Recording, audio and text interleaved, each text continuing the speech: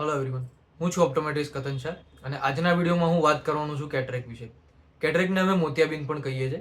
સૌપ્રથમ જાણીએ કે મોતિયાબિંદ છે શું.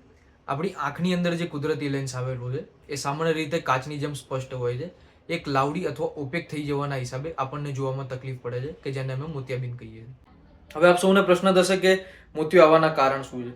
તો સૌથી પ્રથમ કારણ છે એની અંદર એજ ફેક્ટર. જેમ જેમ વ્યક્તિની ઉંમર વધે છે એમ લેન્સ પોતાની ટ્રાન્સપરન્સી ગુમાવે છે, જેના હિસાબે મોતિયો આવે છે.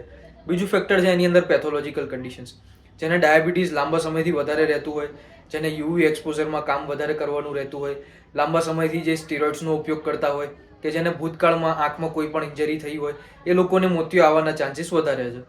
જ્યારે મોતિયો આવવાની શરૂઆત થાય ત્યારે આપણને જોવામાં શું તકલીફ પડે છે? સૌપ્રથમ તો દૂર કાં તો નજીકની કોઈ પણ વસ્તુઓ જોવામાં આપણને તકલીફ પડે છે. રોજબરોજની ક્રિયાઓ આપણને કરવામાં તકલીફ પડે છે. આંખો લાઇટ સેન્સિટિવ થઈ જાય છે અને સ્પેશિયલી રાત્રે ડ્રાઇવિંગ કરવામાં ઘણી તકલીફ પડે છે. આપણી આંખોની અંદર કેટરેક ડેવલપ થઈ રહ્યો છે કે નથી થઈ રહ્યો, તો એની જાણ કેવી રીતે લેવી? તો સૌપ્રથમ તો ફંડસ એક્ઝામિનેશન કરાવવું જરૂરી છે. ફંડસ એક્ઝામિનેશન એટલે કે તમારા પડદા સુધીની પ્રોપર તપાસ થઈ જાય. તો એની ઉપર આપણને ખ્યાલ આવી જાય કે જો કેટરેક ડેવલપ થઈ રહ્યું છે તો કયા સ્ટેજ ઉપર છે અને ક્યારે એને ઓપરેટ કરાવવાની જરૂર છે. તો એ તમને તમારા ઓપ્ટોમેટ્રિસ્ટ કાં તો ઓપ્થેલ્મોલોજીસ્ટ પ્રોપર કન્સલ્ટ કરી શકે છે.